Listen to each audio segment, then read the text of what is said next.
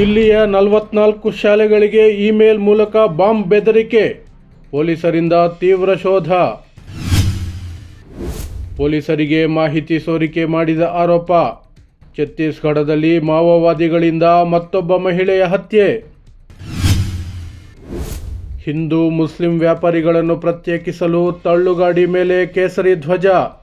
Delhi BJP ನಾಯಕನ ದ್ವೇಷ ರಾಜಕಾರಣ. ಸಿರಿಯಾ ಆಕ್ರಮಿಸಿಕೊಂಡ ಬಂಡುಕೋರರು. ರಷ್ಯಾಗೆ ಓಡಿ ಹೋದ ಅಧ್ಯಕ್ಷ ಅಸಾದ್. ಆಶ್ರಯ ನೀಡಿದ ರಷ್ಯಾ.